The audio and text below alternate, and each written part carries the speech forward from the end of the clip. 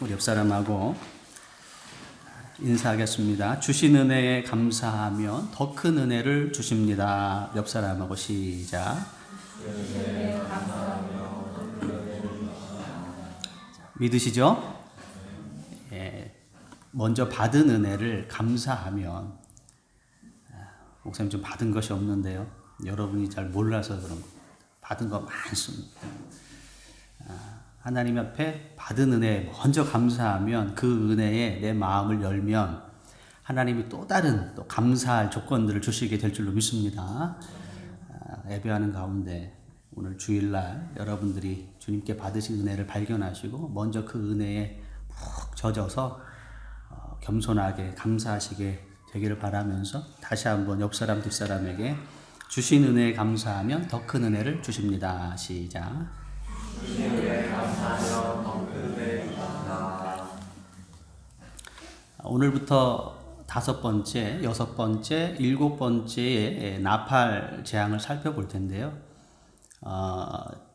4번째까지 살펴봤던 이 나팔 재앙에 비하여서 5번째부터의 재앙은 특별하게 좀 큰 재앙입니다.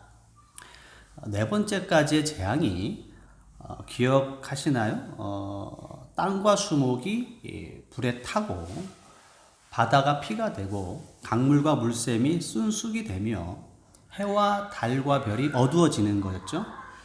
그러니까 일반 자연계, 생태계 쪽에 그리고 간접적으로 인간에게 미치는 재앙이라면 5번째, 6번째, 7번째 재앙은 인간에게 직접적으로 다가오는 재앙이 되죠. 그래서 오늘 읽었던 본문의 바로 앞절에 보면 제가 읽어볼게요. 8장 13절에 보니까 내가 또 보고 들으니 공중에 날아가는 독수리가 큰 소리로 이르되 땅에 사는 자들에게 화가 있으리니 이렇게 되어져 있어요. 그러니까 5번째, 6번째, 7번째 재앙은 인간에게 직접적으로 영향을 미치는 재앙이기 때문에 이것을 따로 화라고 지정하고 있게 되는 겁니다. 자, 5번째 이 나팔 재앙의 특징은 1절을 보시면 5째 천사가 나팔을 불매 내가 보니 하늘에서 땅에 떨어진 별 하나가 있는데 그가 무저갱의 열쇠를 받았더라. 하늘에서 떨어진 별 하나가 무저갱의 열쇠를 가지고 무저갱을 열면 그곳에서 연기와 황충이 나오는 것이 5번째 나팔의 재앙인데요. 하늘에서 떨어진 별 하나라는 이 떨어졌다라는 이 표현 때문에 사탄이 하늘에서 떨어졌다. 우리가 이렇게 성경에 기록되어 있지 않습니까? 그래서 땅에 떨어진 이 표현으로 인하여서 사탄일 것이다라고 생각하는 사람들도 있습니다만은 일반적인 하나님의 특별한 부르심을 받은 천사라고 이해하는 것이 타당해 보여요. 자, 그렇게 보는 이유는 계시록 20장을 가보시면 동일한 병렬된 이제 구절이 등장합니다. 계시록 20장 1절과 3절을 보시면 또 내가 보매 천사가 무저갱의 열쇠와 큰 쇠사슬을 그의 손에 가지고 하늘로부터 내려와서 용을 잡으니 곧 옛 뱀이요 마귀요 사탄이라 잡아서 1000년 동안 결박하여 무저갱에 던져 넣어 잠그고 그 이후에 임봉하여 1000년이 타도록 다시는 만국을 미혹하지 못하게 하였는데 그 후에는 반드시 잠깐 노일이라. 자, 여기에서도 동일한 내용이 등장하죠. 하늘에서부터 천사가 내려와서 무저갱의 열쇠를 받았어요. 천사가 내려와서 사탄을 결박하여서 무저갱에 이제 가두는 장면인데, 무저갱 하면 말 그 단어 그대로 바닥이 없는 이제 끝없이 그 떨어지는 구덩이죠. 한없이 바닥이 없어요. 이게 성경에는 사탄과 악한 영들을 가두는 이제 감옥으로 이제 상징이 되는데 상식적으로 생각해 보면 사탄과 악한 영들을 가두는 감옥인 무저갱의 열쇠를 사탄이 가질 수는 없겠죠. 계시록 1장 18절에 기억하시나요?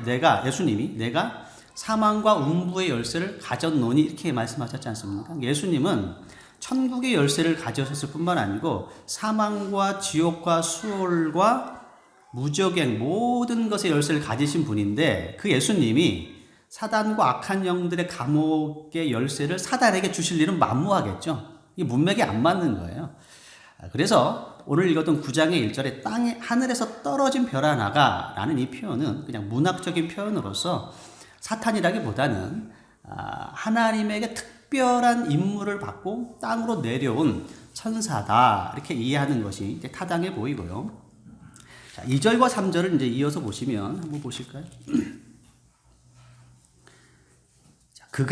그는 이제 무적행의 열쇠를 받은 천사죠. 그가 무적행을 여니 그 구멍에서 큰 화덕의 연기 같은 연기가 올라오매 해와 공기가 그 구멍의 연기로 말미암아 어두워지며 또 황충이 연기 가운데로부터 땅 위에 나오매 그들이 땅에 있는 정갈의 권세와 같은 권세를 받았더라. 천사가 이제 무적행을 열었어요. 자, 그러니까 연기와 황충이 이제 등장합니다. 연기가 나와서 해와 공기를 가렸다는 얘기는 이 땅을 살아가면서 필요한 진리와 삶의 기준들을 가렸다라는 얘기고요. 자, 황충이 등장하는데 중요한 건 황충이에요. 황충은 성경에 구약 성경에 자주 나와요. 팥종이, 늪 이런 단어도 등장하는데 자, 메뚜기 일종입니다. 메뚜기 이렇게 이해하면 뭐 틀리지 않아요. 그러나 문자적으로는 메뚜기인데 자, 오늘 본문 속에서 등장하는 황충의 영적인 의미는 악한 영들, 악령들, 귀신들로 이해하는 것이 아주 적당해 보여요. 왜 황충이 영적으로 귀신이요 악령들이냐? 이제 그 다음 구절에 이제 4절에 등장하죠. 이 황충이 하는 일들이 이렇게 되어져 있어요. 그들에게 이르시되 땅의 풀이나 푸른 것이나 각종 수목은 해하지 말고 오직 이마에 하나님의 인침을 받지 아니한 사람들만 해하라. 그렇죠? 이 황충이 하는 역할은 영적인 일이에요. 하나님의 인침을 받지 아니한 사람들, 불신자죠. 하나님을 알지 못하는 사람들입니다. 겸손하지 못하는 사람들입니다. 욕심에 이끌려가는 사람들이, 불신자들, 구원받지 못한 자들이 하나님의 인침을 받지 못한 자들을 괴롭게 하고 해하는 일을 자, 황충이 한단 말이에요. 메뚜기가 하는 게 아니죠. 악한 귀신이 하는 겁니다. 자, 그리고 오늘 읽었던 11절에 보니까 그들에게 왕이 있으니 무적행의 사자라. 히브리어로는 그 이름이 아바돈이요 헬라어로는 그 이름이 아볼루온이더라. 이렇게 되어져 있어요. 그러니까 그 무적행에 황충들이 올라오는 그 무적행의 왕이 있는데 그 왕의 이름이 아볼루온, 파괴자, 파멸자 이런 뜻이거든요. 사탄을 의미합니다. 황충들의 왕이 있는데 그 왕의 이름이 아바돈이요 아볼루온, 파괴자다, 사탄이다 이것 뜻이죠. 그러니까 당연히 그 황충들은 사탄의 졸개인 악령들이고 귀신들 또 악한 영들 다 똑같은 얘기들입니다. 자, 악한 영들이라고 보는 것이 굉장히 이제 자연스럽게 되겠죠. 악한 영들을 이 메뚜기 황충으로 비유하는 이유는 여러 가지 이유가 있겠습니다만은 자, 오늘 제가 읽었던 본문 문맥으로 보니까 제가 볼 때 그래요.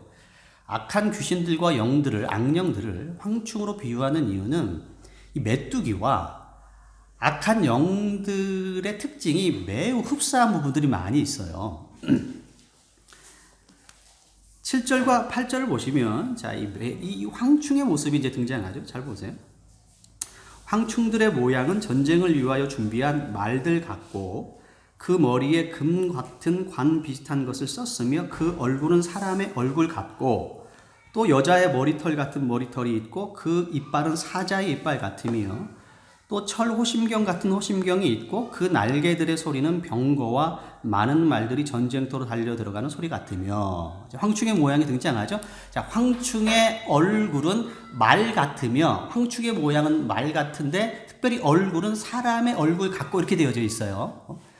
그럼 메뚜기의 얼굴을 뭐 이렇게 자세히 볼 일은 없죠. 그러나 메뚜기 얼굴을 상상해 보세요. 메뚜기 얼굴 이렇게 보시면 사람의 얼굴 비슷하게 생겼어요. 특히 말상. 우리가 말상이라고 하잖아요. 눈과 코와 입이 말상으로 생긴 사람의 얼굴 형태가 메뚜기의 얼굴입니다.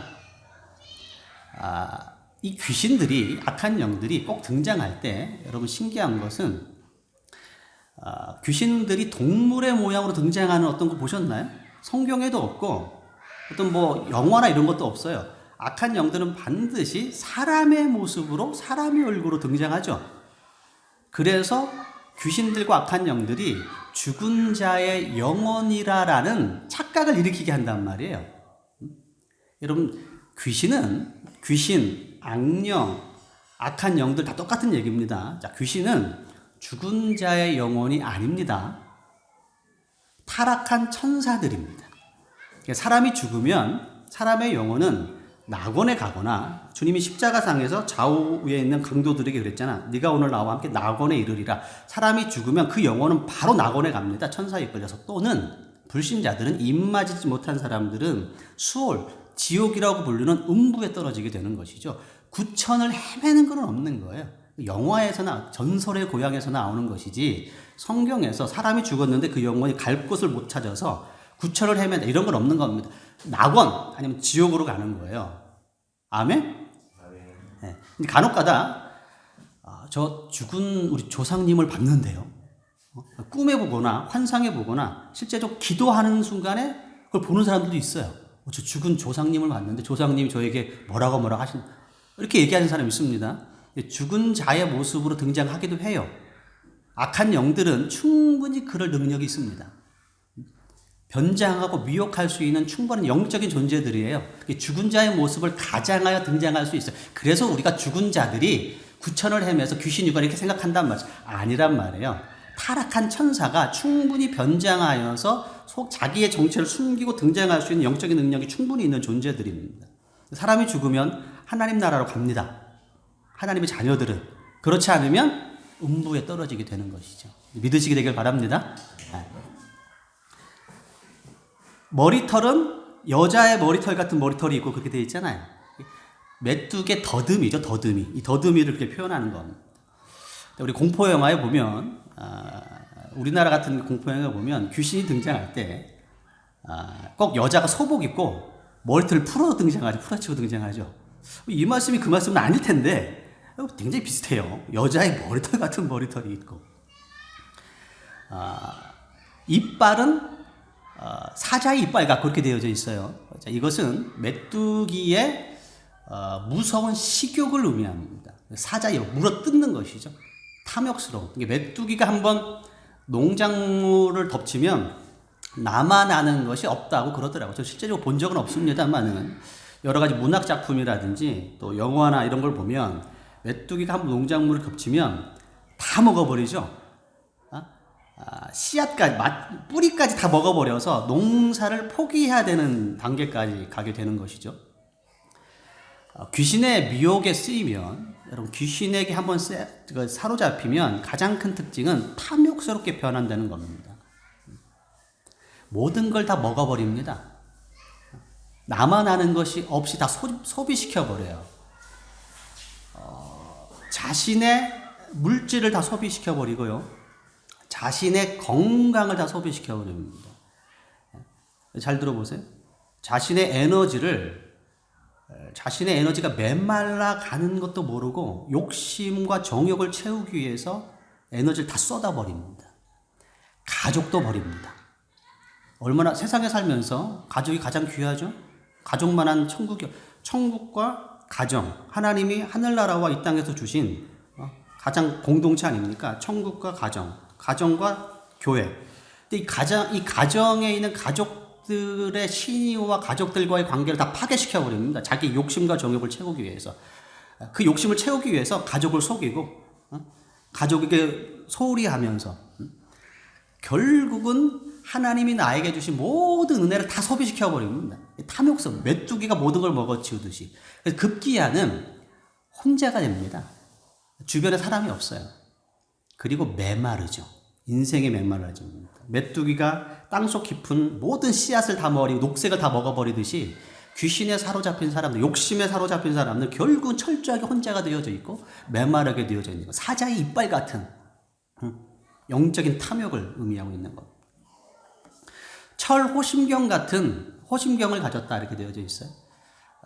이 메뚜기의 딱딱한 각질이죠. 메뚜기가 그 각질로, 이렇게 딱딱한 각질로 구성되어 있잖아요. 이게 마치 군대식으로 이 호심경이라는 걸 심장을 보호하는 철갑이죠. 무장인데, 메뚜기의 딱딱한 각질을 그렇게 표현하고 있습니다. 이제 여기에서 본문에서는 요 의미는 반대의 의미로 적용돼요. 어떤 의미냐면 양심이 죽어 있고 굳어 있는 우리가 철면피 이렇게 하잖아요. 철면피.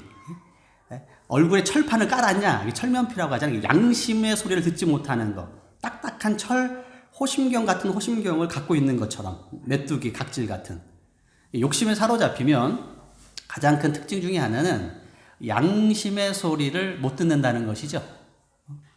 욕심만 듣는 거, 욕심만. 내 안에서 올려오는 정욕과 욕심과 이기심과 분노와 혈기와 화와 자존심 소리가 완전하게 나로 사로잡아서 절대 양심의 소리가 들리지 않고요. 주변의 소리가 절대 들리지 않습니다. 충고가 들리지 않고요. 성령의 감동이 들리지 않고요. 하나님의 말씀이 절대 들리지 않아요. 케네시 윌리엄스라는 유명한 작가가 썼던 욕망이라는 이름의 전차라는 소설이 있어요. 그 내용은 좀 별개 하더라도 그 단어 자체, 그 제목 자체가 욕망이라는 이름의 전차입니다. 이 전차가 막 질주하는데 그 욕망이에요. 막을 길이 없는 것이죠. 이게 그겁니다. 철호심경 같은 호심경을 갖고 있는, 완벽하게 양심 굳어 있는 자는 욕망이라는 전차가 막 질주하는 겁니다. 그걸 누가 막겠습니까? 아무도 막을 수 없죠. 우리가 만약에 눈이 뒤집히면, 눈이 뒤집힌다는 표현이 좀 과하다고 생각할지 모르겠습니다만, 욕심에 사로잡혀 보세요. 정욕에 사로잡혀 보고, 자존심에 사로잡혀 보고, 분노와 혈기에 사로잡히면 뒤집히는 겁니다. 그게 바로 뒤집히는 겁니다. 보이는 게 없죠. 양심이 완전 죽는 겁니다. 이게 귀신에 사로잡힌 자의 특징입니다. 그 날개의 소리는 많은 말들이 전쟁터로 달려가는 소리 같다. 그건 이제 메뚜기가 떼지어서 무리지어 다니는 모습이죠. 마치 전쟁터의 그 군마가 우르르르 하면서 막 달려가는 막 웅웅하는 소리. 메뚜기가 떼지어서 하늘을 시커멓게 가리면서 농작물을 파괴시키는 이제 그 모습입니다. 근데 이게 귀신의 특징인 것이, 귀신은 단독 행동하기보다 무리지어 다니는 특징이 있는 것으로 보여요. 성경에 보니까. 마태복음 12장에 보시면 재미난 기사가 있어요. 우리 주님께서 애를 드셨는데 한 사람에게서 귀신이 쫓겨나갔어요. 그리고 헤매고 있어요. 다른 곳에 쉴 곳이 없는 거 헤맸는데 쉴 곳이 없거든. 그래서 자기가 나왔던 그 사람의 영혼 속으로 와보니까 이게 깨끗하게 정리되고 소비가 되었어요. 정돈이 되었어요. 그래서 가서 자기보다 악한 귀신 7을 데리고 들어와서 이전보다 그 사람의 상황이 더 악화됐더라. 이런 기사 기억나시죠? 데리고 다니는 거다. 무리지어 다니는 거, 무리지어 다니는 거. 귀신의 특징입니다. 마가복음 5장을 가보시면 한번 찾아보실까요?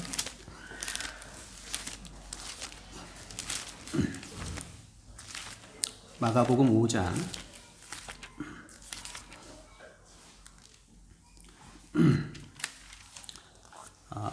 1절부터 13절까지 좀 긴데 제가 앞부분은 좀 설명을 할게요. 잠깐 저를 보시고, 여러분 잘 아시는 것처럼 우리 주님께서 이제 거라사라는 이제 지역에 가셨는데 무덤 사이에서 너무나 강한, 아주 강렬한 힘을 가지고 아주 난폭하고 맹렬한 귀신 들린 사람이 있어요. 동네 사람들이 제어를 못해요. 너무나 강하고 쇠사슬도 끊어버리고 막 이런 귀신 들린 사람이 있는데 그 귀신 들린 사람을 고쳐주죠. 거라사인의 귀신 들린 사람을 고쳐주는 그 장면인데, 자, 그 장면에서 8절부터 한번 보시죠. 8절. 이는 예수께서 이미 그에게 이르시기를 더러운 귀신아 그 사람에게서 나오라 하셨습니다. 이에 물으시되 내 이름이 무엇이냐 이르되 내 이름은 군대니 우리가 많음이니이다 하고 자기를 그 지방에서 내보내지 마시기를 간구하더니 마침 거기 돼지의 큰 떼가 산 곁에 먹고 있는지라 이에 간구하여 이르되 우리를 돼지에게로 보내어 들어가게 하소서 하니 허락하신대 더러운 귀신들이 나와서 돼지에게로 들어가매 거의 2,000마리 되는 떼가 바다를 향하여 비탈로 내리다라 바다에서 물사하거늘. 여기까지 보겠습니다. 내 이름이 뭐냐? 라고 물어보니까 제 이름은 군대 귀신입니다. 이렇게 얘기하면서 제발 무적행에 들어가라 말씀하지 마옵소서. 무적행이라는 것이 사탄과 악한 영들을 가두는 감옥이라는 것이 분명하죠. 군대 귀신입니다. 뭐예요? 이게 군대가 있다는 얘기죠. 한 사람의 영혼 안에, 잘 보세요. 영적인 세계는 그런 겁니다. 눈으로 판단할 수 있는 게 아니에요. 과학이 아닙니다. 한 사람의 영혼 안에 군대 귀신이 들어갈 수 있습니다. 약 2,000명. 2,000마리의 돼지떼에 어떻게 할까? 무저갱에 안 들어가면 어떻게 할까? 우리를 돼지떼에 들어가게 하옵소서. 주님이 허락하시잖아요. 돼지떼에 들어가서 그 돼지떼들이 절벽에서 바다로 던져 물에 들어가서 다 몰수했단 말이죠. 귀신들이 몰려다녀. 그래서 한번 귀신 들리면 잘 안 돼요. 너무 강해서. 오래전에 제가 그 한국에 있을 때 이 본문을 어떻게 읽다가 어떤 교인이 저에게 이런 질문을 해왔어요. 목사님, 제가 교회는 나오는데 이제 신앙은 없으신 분인데, 그분이 이제 목사님, 제가 믿음을 잘 안 갖는 이유가 이것 때문에 그렇습니다. 예수님이 인정사정도 없으시지, 돼지 귀신만 쫓으시면 되지, 왜 돼지에 들어가라고 해서 돼지를 몰살시킵니까? 돼지 키우는 그 주인은 뭔 죄가 있어서 어떻게 살라고 하면서 여러분 굉장히 막 그 의로운 화가 치밀어 오르는, 이거 정말 부당한 겁니다. 이럴 수는 없는 겁니다. 라는 굉장히 화와 이 부당함을 막 이렇게 대변하듯이 저에게 하면서 제가 믿음을 잘 갖지 않는 이유가 여기입니다. 이렇게 말씀하시는 분들이 계셨어요. 영적인 세계를 이렇게 잘 몰라서 그렇습니다. 귀신은, 악령은 절대 설득되는 존재가 아닙니다. 교화되는 존재도 아닙니다. 우리말에 악귀처럼 달려든다 이런 말 있죠. 악귀처럼 막 맹렬하고 난폭한 모습으로 막 사생결단을 내듯이 달려드시는 모습을 악귀처럼 달려든다 그러잖아요. 귀신이 이거예요. 귀신의 존재는 양심이 죽어있는 존재예요. 그 다음에 욕심에 가득 채워져 있는 존재. 무슨 욕심이냐면 어떻게 하든지 간에 하나님의 창조세계, 특별히 창조세계의 절정인 인간의 행복과 인간의 순결함과 인간의 믿음과 그의 축복을 빼앗을까가 사단의 정체성입니다. 양심이 죽어있고 양심에 막아져 있는데 욕심이 가득해요. 지금 어떻게든지 하나님의 창조의 정점을 지금 막 잡아 끌려는 게 사탄과 악한 영들의 정죄이기 때문에 악한 영들은 설득이 안 되는 겁니다. 공존이 안 되는 거예요. 누군가를, 하나님의 인침을 받지 않는 존재들을 망가뜨려야 되는 존재가 귀신이죠. 그래서 공존이 안 되는 겁니다. 그리고 이게 바로 다섯째 나팔 재앙의 본질이죠. 자, 이미 다섯째 나팔이 불려진 겁니다. 무저갱이 열린 거예요. 귀신이 나와서 세상에서 지금 역사하고 있는 겁니다. 우리가 살아가는 현대 사회에서 우리가 바라보는 이 놀라운 부조리, 살인, 부정부패, 사치, 불합리함, 이거 어떻게 설명하겠습니까? 사람이 지식이 아직 없어서, 사람이 아직 캠페인이 아직 교화가 안 돼서, 사람이 진화가 아직 덜 돼서, 사람이 과학이 발전되고 좀 더 많이 배우고 그러고 진화가 완성이 되면은 이 모든 부조리와 사람의 죄성이 없어질 겁니다라고 얘기할 겁니까? 인류 역사상 지금처럼 인간이 배운 존재가 어디 있고 지금처럼 과학의 문명을 누린 시대가 어디 있었어요. 근데 죄는 더 강렬해지죠. 왜 그렇죠?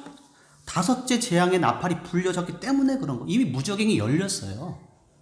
철갑 같은 욕심에 사로잡힌 무저갱에서 영계와 황충이 나와서 하나님의 입맞지 않는 사람들을 강력하게 욕심으로 사로잡고 있기 때문에 이 세상이 어지러운 겁니다. 죄가 있는 겁니다. 지금 이 세상이에요, 지금. 그래서 무엇보다도 우리는 하나님의 인침받은 자가 되어야 되는 것이죠. 하나님의 성령이 여러분의 심령에 임재하고 계셔야 되는 겁니다. 할렐루야? 하나님의 인침받은 자로서 살아가야 되는 것이죠. 그러지 않으면 황충과 연기에 휩쓸리게 되는 겁니다. 불신자, 하나님의 인침받지 않는 자들을 5달 동안 해하는 권세를 이미 받았어요. 사탄은 그렇게 하는 겁니다. 악한 영들은 그렇게 하도 이미 권세를 받은 겁니다. 한정적인 권세를. 저와 여러분들이 인침받아야 돼요. 인침받은 자로서의 겸손과 성령의 동행하심과 함께하지 않으면 이 어두운 세상 속에서 우리가 살아날 수가 없는 겁니다. 그래서 성경께서 우리에게 하나님의 거룩한 말씀을 통해서 이렇게 우리에게 권고하죠. 에베소서 6장을 한번 가보시죠.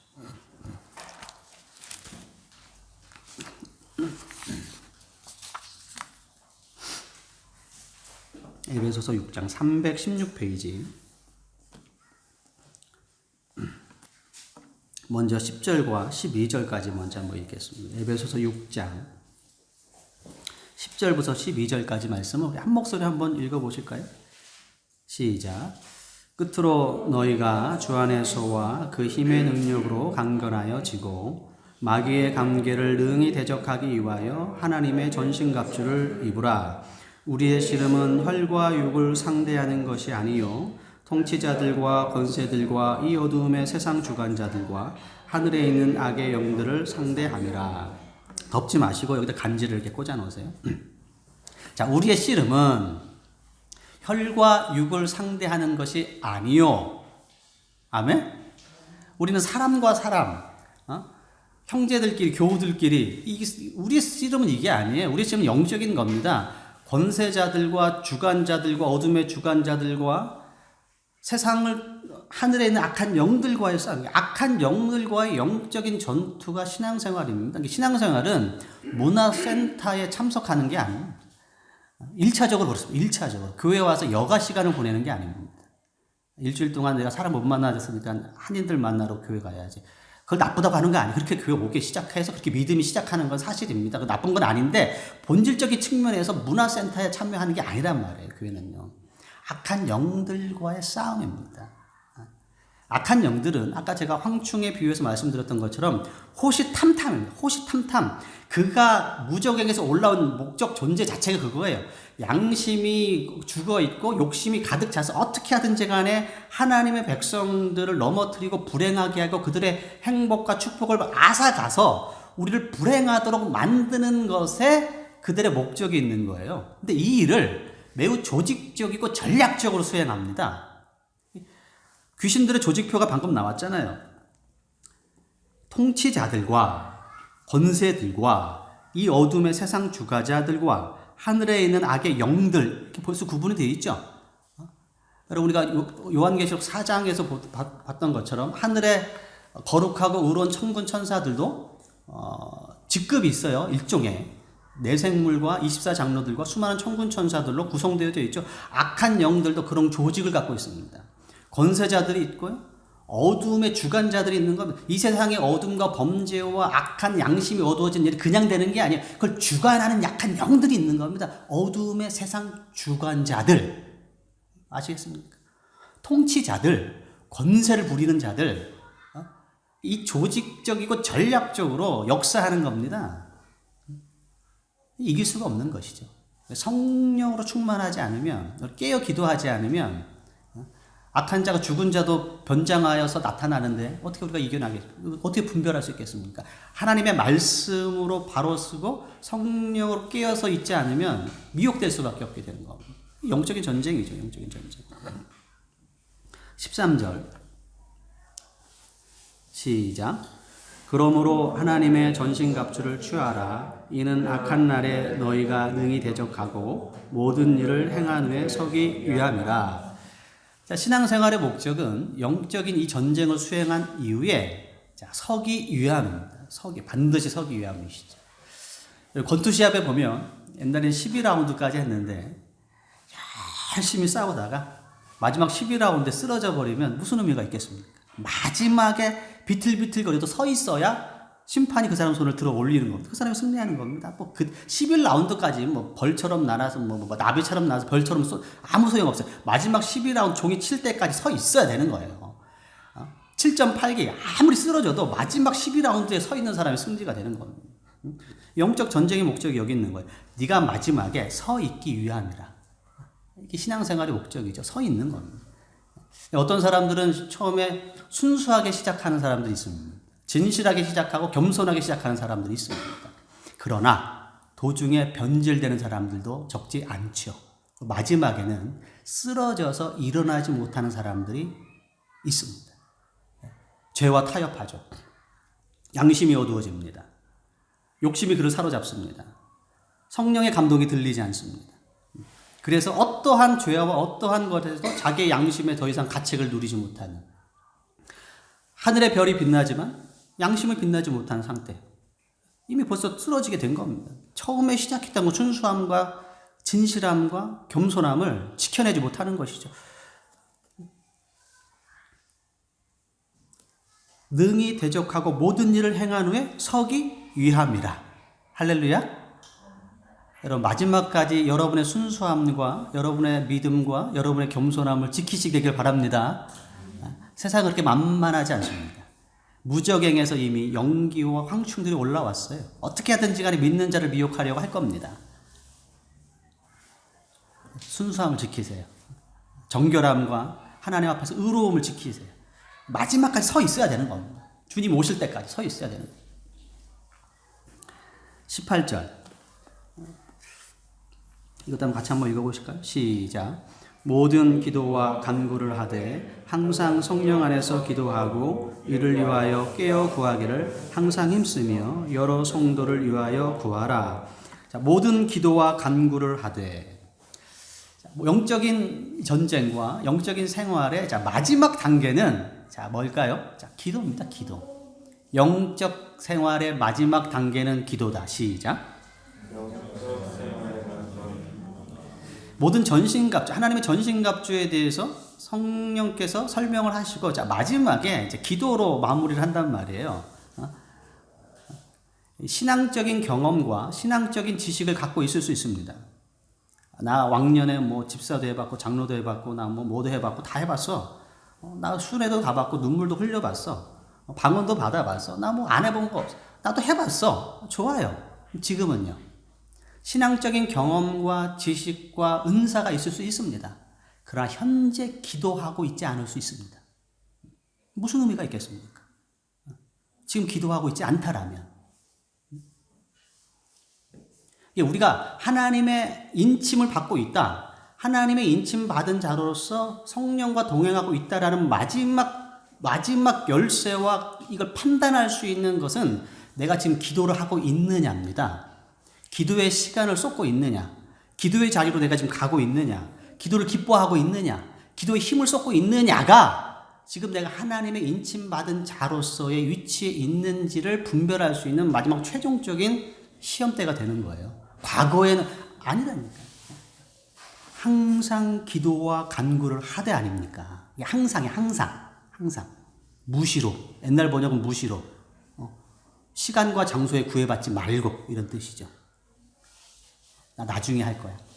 나 지금 너무 바쁘니까 요거까지 하고 그거 해야지. 아닌 것이죠. 항상 무시로. 감동이 오면 지금 무릎 꿇는 겁니다. 하나님이 여러분들 지금 여러분의 심령 속에 말씀하시면 그 말씀에 아멘 하는 겁니다. 아닌 것 같은데. 이것만큼 내가 양보할 수 없는데. 그게 아닌 것이죠. 기도하는 것. 그게 성령께서 함께 하시는 기도가 되는 것이고, 하나님의 인침받은 자로서 영적으로 승리할 수 있는 비결이 되는 겁니다. 아멘? 네. 기억하시기 바랍니다. 이미 5번째 나팔이 불렸다니까요. 나중의 일이가 아니에요. 지금 이 7 요한계시록의 재앙은 주님이 재림하시기 직전에 몇 개월 전에 특별한 박연세일이나 특별한 행사가 아닙니다. 이미 우리 삶 가운데 우리가 경험하고 있는 현상들이에요. 무죄행이 이미 열렸고 황충들이 하나님의 입맞지 아니한 자들을 해치고 있는 겁니다. 자, 그런 영적인 싸움 속에서 휘말리지 마시고 항상 성령 안에서 겸손하시고 성령 안에서 진실하셔서 믿음의 승리를 이루시는 여러분 되시기를 주의 이름으로 축원의 말씀 드리겠습니다. 기도하겠습니다. 좋으신 아버지 하나님, 주님의 살아계시고 생명의 말씀을 저희들에게 밝히 보여주시는 거 감사합니다. 주님의 말씀에 저희가 아멘합니다. 주님의 말씀에 저희가 머리를 조아듭니다. 하나님 감동하여 주옵소서. 하나님 만져 주옵소서. 인도하여 주옵소서. 주의 음성과 감동에 저희가 순종하겠습니다. 그리하여 악한 영들의 유혹과 미혹에 저희가 휩싸이지 아니하며 주님이 오실 때까지 순결한 믿음 유지하여 흰옷 입은 거룩한 백성 되어지게 축복하여 주옵소서. 예수님의 이름으로 기도합니다. 아멘.